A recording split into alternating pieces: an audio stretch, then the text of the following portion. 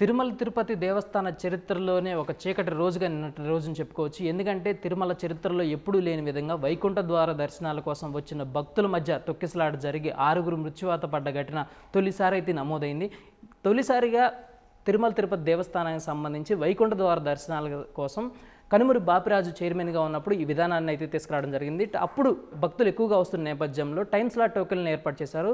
ఈ time slot token ద్వారా ఎక్కువ మంది భక్తులు వచ్చినా కానీ తొందరగా దర్శనం చేసుకునేందుకు వీలుగా ఈ సిస్టమ్ని అయితే అమలు చేశారు. దాని తర్వాత వైకుంఠ ద్వార దర్శనాల కోసమే కాకుండా మిగతా రోజుల్లో కూడా ఈ సిస్టమ్ని ఇంప్లిమెంట్ చేసుకుంటూ వచ్చారు. అదే ఇప్పటికీ కొనసాగుతూ ఉంది.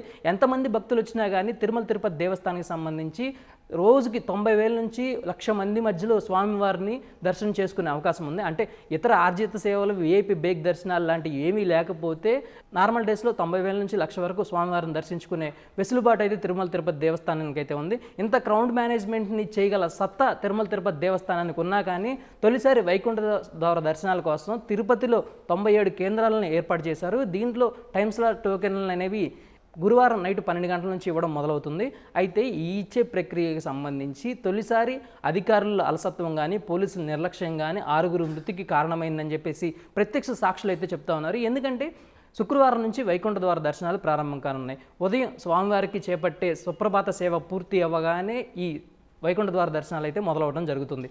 దానికి సంబంధించి 24 గంటల ముందే ఈ టైమ్ స్లాట్ టోకెన్లు అనేది జారీ చేస్తారు. ఈ జారీ చేసే ప్రక్రియకి సంబంధించి తిరుపతి బస్టాండ్కి దగ్గరలోనే విష్ణు నివాసం ఉండిద్ది, తిరుపతి రైల్వే స్టేషన్కి దగ్గరలోనే శ్రీనివాసం ఉండిద్ది. దీంతో పాటుగా నియర్ బై ఉన్న స్కూల్స్లో ఈ కౌంటర్లను అయితే ఏర్పాటు చేయడం జరిగింది. రైల్వే స్టేషన్కి బస్ స్టాండ్లకు వచ్చిన భక్తులు ఒక్కసారిగా ఈ విష్ణు నివాసానికి శ్రీనివాసానికి రావడంతో క్రౌడ్ మేనేజ్మెంట్ అనేది పూర్తిగా పెరిగిపోయింది. దీంతో అధికారులు నిర్లక్ష్యం స్పష్టంగా కనిపిస్తుందని భక్తులు చెప్తా ఉన్నారు. ప్రజల ప్రాణాలు పోతూ ఉన్నా కానీ అధికారులు నిర్లక్ష్యం వహించారు. దాంతోపాటు తొక్కిసలాట జరిగిన తర్వాత కూడా పోలీసులు తీరు మారలేదు. పోలీసులు ఇష్టం వచ్చినట్లు లాగేశారు. తమ బంధువులు తమ పిల్లలు లోపల ఉన్నారని చెప్పినా కానీ పోలీసులు పట్టించుకోలేదనే అభియోగాలు, ఆరోపణలు అయితే భారీగా వినిపిస్తూ ఉన్నాయి. దీంతోపాటు ఘటన జరిగిన వెంటనే అంబులెన్స్లు ఏవి అందుబాటులో లేదు.